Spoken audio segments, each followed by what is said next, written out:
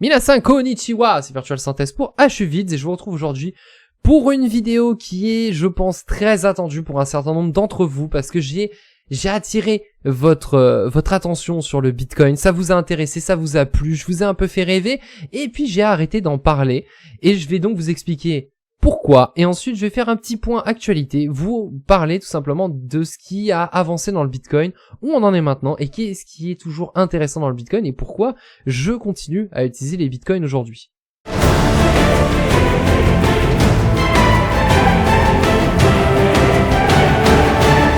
Alors la première question que tout le monde se pose, je vais répondre tout de suite comme ça, on va crever l'abcès, est-ce que je mine encore des bitcoins? Non, je ne mine plus de bitcoin.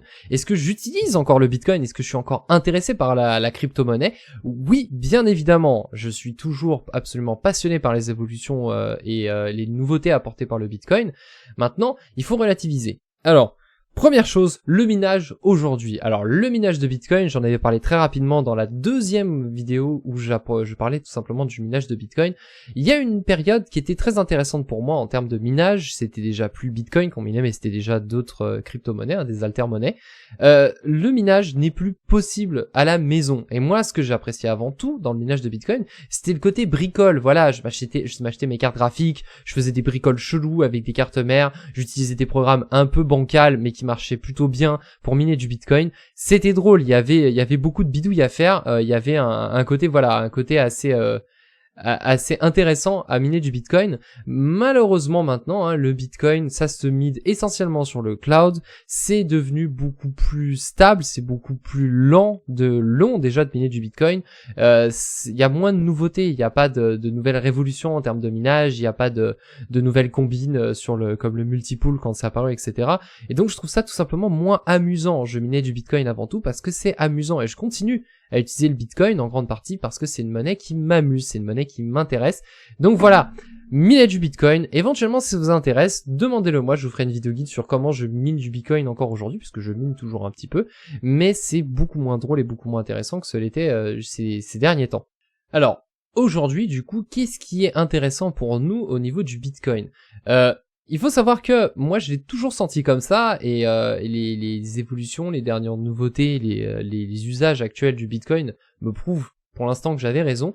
Le Bitcoin est avant tout une monnaie qui va beaucoup apporter du côté de ce que on ne voit pas des transferts et des échanges d'argent. Tout simplement parce que il y a certains pays où ça fonctionne pas du tout comme ça, mais pour nous Français, il y a beaucoup de choses qui se passent en backstage, des choses qu'on ne voit pas, des choses qui se passent en fait au niveau de votre banque, des choses que votre banque vous facture, mais vous n'avez pas le décompte. Il y a aussi beaucoup de choses que en France on ne paye pas puisque ça va être prélevé au niveau tout simplement du commerçant, au niveau du fournisseur de services. Le Bitcoin a avant tout un grand intérêt, c'est qu'il permet de simplifier énormément les transferts d'argent. Je parle par exemple d'un compte bancaire à un autre, comme quand vous payez avec une carte bleue. Au final, ce que vous faites, c'est que vous virez de l'argent sur le compte du commerçant qui vous vend un service. Et c'est là en fait qu'il y a à la fois une grande simplification du fonctionnement de la mécanique de la chose qui pour nous n'est pas du tout transparente, et il y a aussi une réduction des coûts. Voilà, il faut savoir que en France, je parle bien en France, dans les autres pays ça peut fonctionner différemment, ça fonctionne différemment dans certains pays. Le premier à bénéficier en fait des économies grâce au Bitcoin, ça va être avant tout le commerçant. Mais bonne nouvelle pour nous maintenant, et c'est essentiellement de cette façon-là que j'utilise le Bitcoin est de plus en plus répandu. Il est de plus en plus courant maintenant sur des grands sites, des grandes marques, de pouvoir utiliser de manière native le Bitcoin. C'est une monnaie reconnue. Je ne parlerai pas des Humble Bundle, vous connaissez tous ces petits packs de jeux qui sortent pour 1€, on a 10 jeux. Humble Bundle accepte depuis très longtemps déjà le Bitcoin, mais il n'y a pas que. Par exemple, il y a une méthode, d'ailleurs je vous la détaillerai si jamais vous êtes curieux, mais qui permet de payer des Starbucks en Bitcoin. Et on peut aussi acheter sur Amazon assez facilement en Bitcoin. Et il se trouve que Steam, la plateforme d'achat de jeux dématérialisés de jeux PC, accepte maintenant nativement le Bitcoin. D'ailleurs, je suis pas convaincu qu'on puisse le faire en France, mais en tout cas sur la plateforme américaine, le Bitcoin est reconnu comme un moyen de paiement standard, au même titre qu'un PayPal. Où est-ce que se situent en fait les économies? Tout simplement dans les frais de transaction. Il faut savoir que, mettons, moi je me suis confronté au problème il y a pas longtemps où j'ai en fait réservé un voyage au Japon pour moi et pour une amie qui m'accompagnera. Or, elle n'a pas pu payer parce que elle avait un plafond sur sa carte bleue. Moi j'ai décidé d'avancer les frais, ce qui n'a pas été si évident que ça, hein, puisque le paiement a mis très longtemps à être accepté, hein, ça a mis plusieurs jours. Ensuite, il a fallu qu'elle me fasse un virement pour me rembourser de sa part. Et bah en fait c'était vachement plus compliqué qu'on l'imaginait. Il a fallu qu'elle fasse tout un tas de manips auprès de sa banque pour autoriser le virement. Ensuite il a fallu qu'elle réalise le virement. Ensuite il a fallu que le virement soit crédité sur mon compte en banque. Et tout ça s'est fait au prix d'un certain nombre de frais, surtout que c'était un paiement assez important. Vous imaginez, il y avait l'hôtel plus l'avion. Il y a eu des gros frais qui ont été posés par la banque. Et finalement on se confronte justement à ce qui fait que le Bitcoin marche. C'est que il y a beaucoup de frais dans tout ce qu'on fait, sauf qu'on les voit pas vraiment, mais cumulés, par exemple, j'imagine que vous avez peut-être un compte en banque qui, on va dire, exemple typique, ça va vous coûter 8 € par mois, on va dire la carte bleue et différents services qui sont attachés, 8 € par mois, multiplié par 12 déjà par an, ça vous coûte déjà une certaine somme, mais si vous rajoutez à ça, le fait que vous ayez des frais qui vous soient peut-être prélevés quand vous retirez de l'argent au distributeur en liquide, quand vous allez payer avec une carte bleue, quand vous allez payer à l'étranger, tous ces frais accumulés fait que finalement ça revient assez cher. Et en fait, le Bitcoin, par sa mécanique et son côté complètement automatique et open, puisque ça se fait automatiquement, c'est natif dans le Bitcoin, la gestion des frais et des transferts d'argent, fait que vous allez faire des économies sur le prix de tous ces frais-là, et donc c'est des frais que vous aurez en moins. C'est déjà un premier point intéressant. Ça veut dire que par exemple, quand vous voulez virer de l'argent à un ami, si cette personne utilise déjà le Bitcoin, faites-le en Bitcoin en priorité. Ça sera à la fois plus simple pour lui, plus simple pour vous, et qui plus est, vous allez faire des économies sur la manipulation et vous risquez pas de vous heurter à des règles bancaires, mais aussi à tout simplement des limitations techniques de la banque qui ne peut pas prendre de risques et qui ne peut pas virer de l'argent sans justification, sans vérification, sans planifier un certain nombre de choses. Deuxième intérêt, et ça c'est ce qui va le plus je pense vous plaire, c'est que de plus en plus maintenant de commerçants qui acceptent le Bitcoin réalisent des grandes économies au niveau des frais bancaires, en tout cas au niveau de ce que vont prélever les différentes instances qui gèrent monétaire tout simplement, qui gèrent l'argent, qui gèrent les flux d'argent, et du coup vous allez faire des économies dessus, mais les commerçants décident d'en répercuter une grande partie sur le prix.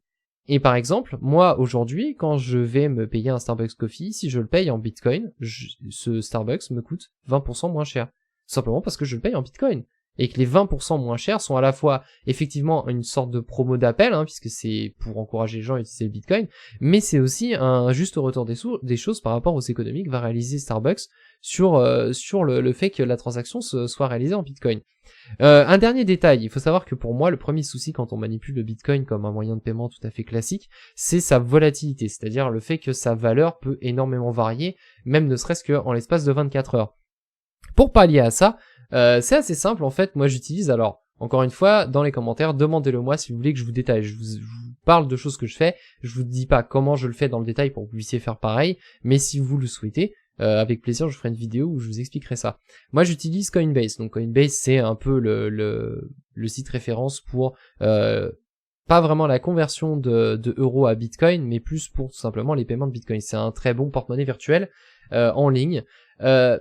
Et en fait il y a un système qui permet tout simplement d'avoir un crédit d'euros. Donc les euros c'est relativement stable en termes de valeur, hein, même si ça peut bouger, hein. Il faut savoir que le dollar par rapport à l'euro a pas mal bougé ces derniers mois. J'ai un crédit en euros et en fait quand j'ai besoin de faire un paiement, un peu pour ceux qui connaissent comme la e-card, c'est-à-dire ces espèces de comptes en banque et ces cartes bleues temporaires qui vous permettent d'effectuer juste un achat en ligne et de créditer sur le compte relié à cette carte bleue virtuelle uniquement l'argent que vous souhaitez dépenser, rien de plus. Comme ça il n'y a pas de risque de piratage, etc. C'est exactement le même système en fait. Je vais prendre mon compte, mon pool d'euros, je vais le convertir instantanément au moment de faire l'achat, juste créditer suffisamment de Bitcoin pour l'achat que je veux effectuer, à faire mon achat, et quand on me vire de l'argent, ce qui arrive aussi, des fois il y a même des gens qui me font des dons encore en Bitcoin de temps en temps, automatiquement les Bitcoins vont les convertir en euros dans les 24 heures. Donc oui, dans les 24 heures, la valeur peut un peu bouger, enfin quand on me fait des dons par exemple, ça va pas être des dons de plus de 5 ou 6 euros, si je perds 3 centimes, c'est pas la mort absolue étant donné l'économie que je ferai sur les frais de transaction, même sachant que Coinbase prend quand même bien sûr des frais, mais même en prenant ces frais-là, on est quand même hyper rentable comparé à un virement, mettons par rapport à PayPal, entre ce qui ça va coûter éventuellement à la personne qui va m'envoyer de l'argent et moi qui vais recevoir, puis qui ensuite vais le recréditer sur mon compte en banque, sachant que mon compte en banque me coûte de l'argent tous les mois parce qu'il faut payer les frais bancaires, etc. Donc voilà, c'est disons que l'utilisation principale qu'il y a à avoir du Bitcoin en tant que personne lambda, je parle pas en tant que processeur de paiement, en tant que service bancaire ou en tant que grand investisseur qui va jouer en bourse, c'est ça. En fait, vous allez essayer au maximum d'utiliser le Bitcoin quand ça sera plus intéressant financièrement pour vous de les utiliser. Imaginez tout simplement une chose. Mettons que, encore une fois, c'est hypothétique. Je m'appuie pas sur des chiffres tout simplement parce que j'ai la flemme de le faire et puis que je suis pas sûr que les chiffres tombent bons.